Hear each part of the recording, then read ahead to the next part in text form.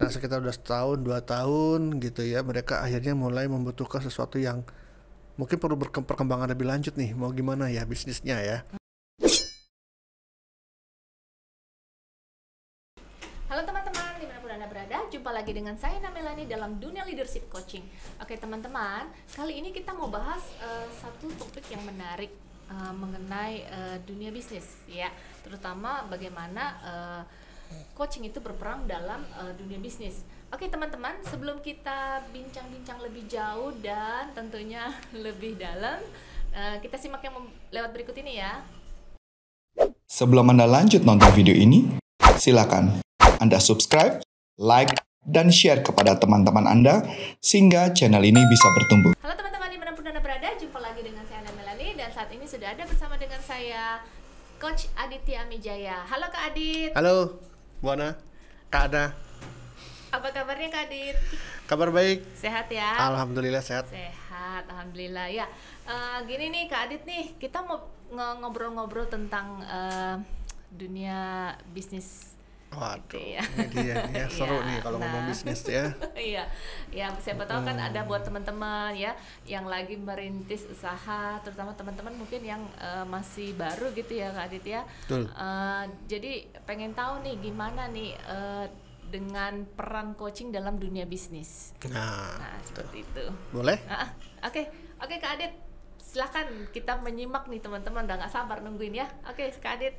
Jadi coaching di dunia bisnis ya? Iya. Waduh, ya memang kalau orang berbisnis itu ya, awalnya mungkin mereka biasanya kan kita bicara bisnis UKM kan ya, Iya. UMKM lah gitu. Iya, UMKM. Ya berbisnis UMKM yang memang mereka awalnya tuh dari diri sendiri dulu kan, gitu.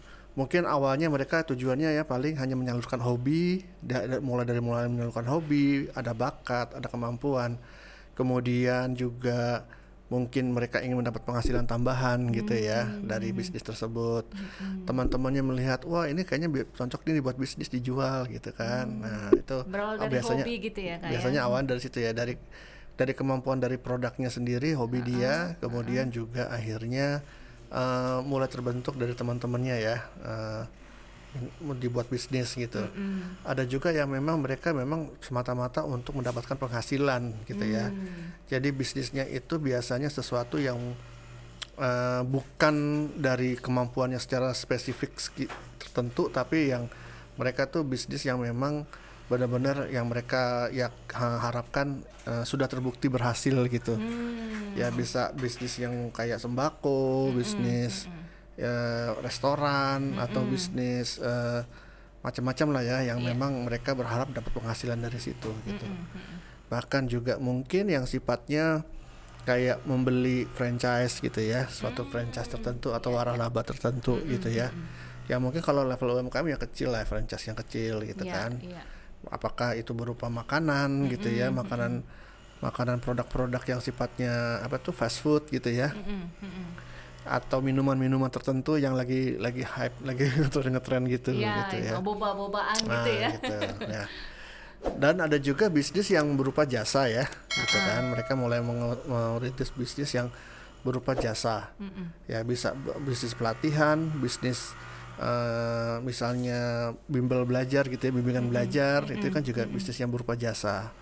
Yang simpel-simpel aja sih, mungkin bisnis penerjemahkan mungkin ya, bisnis penerjemahan ya? Karena dia punya sertifikasi memang ahli di bidang translating gitu ya.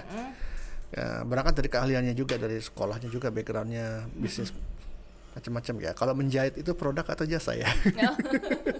Bisnis menjahit jasa berarti ya, karena dia tenaganya ya. Ya gitu dua-duanya ya. Itu yang dijahit bajunya, produknya gitu ya. Jadi lama-lama kan kita melihat bisnis itu nggak bisa dipisahkan antara produk dan jasanya ya. Itu semua terkait gitu, goods and service-nya gitu.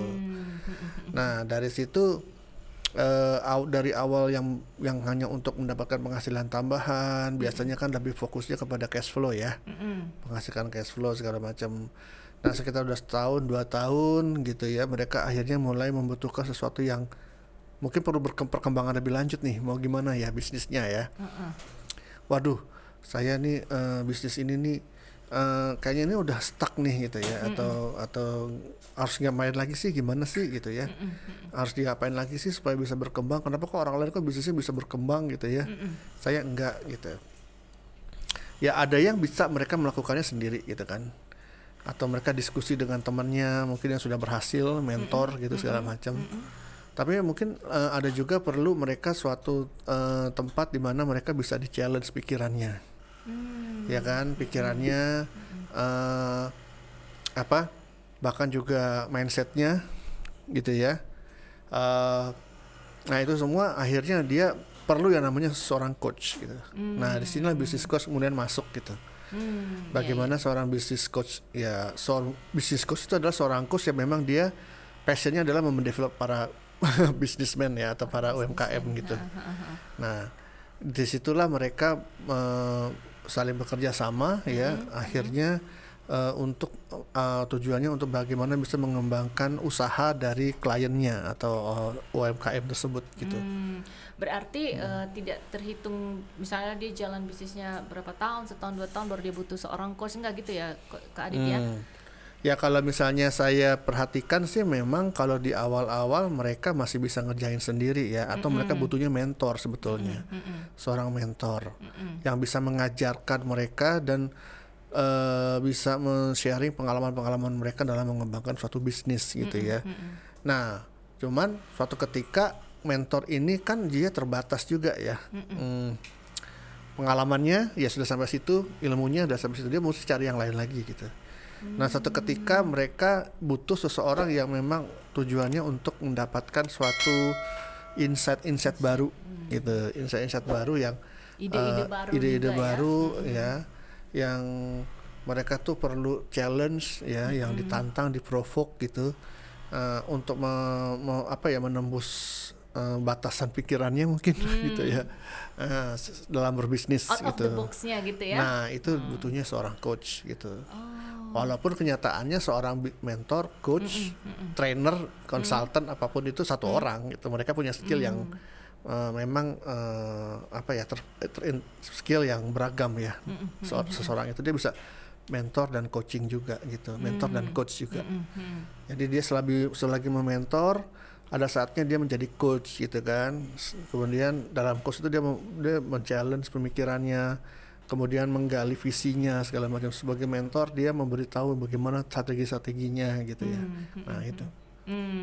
Dan nanti setelah melakukan mentor atau coaching ini, dan si business owner ya, kita bilangnya business owner dapat insight baru gitu ya. Nah berarti apakah dia tetap perlu pendampingan dari si mentor atau coach ini sampai bisnisnya jalan, atau gimana nih Kak Adit ya? Ya memang tergantung ininya ya, tujuannya dari si business owner ini ya. Dia mau di mentor atau di coaching itu sampai ke tahap mana dari bisnisnya gitu kan. Iya. Jadi kalau apakah dia misalnya cukup dapat insight terus dia jalan, atau misalnya sudah dapat insight terus dia masih cari tahu dulu jalannya kemana gitu, dia tetap butuh pendampingan gitu ya? Sampai dia benar-benar mengimplementasikan prosesnya sampai ada suatu hasil gitu ya. Nah itu kan berarti program mentoringnya atau coachingnya itu panjang ya kan. Gitu. Kalau ngomong panjang ini berapa lama nih Kak Adit nih? Paling cepat itu 3 bulan sih kalau yang jangka pendek ya. Tujuan jangka pendek ini nih bukan teori atau berdasarkan hitungan matematis sih, tapi bisa pengalaman saya pribadi ya. Iya. Itu minimal tuh 3 bulan. 3 bulan. Itu ada yang 6 bulan, ada yang 12 bulan. Apa yang membedakan antara 3, 6 dan 12 bulan ini ya? Ya tentu Kak? Kalau yang 3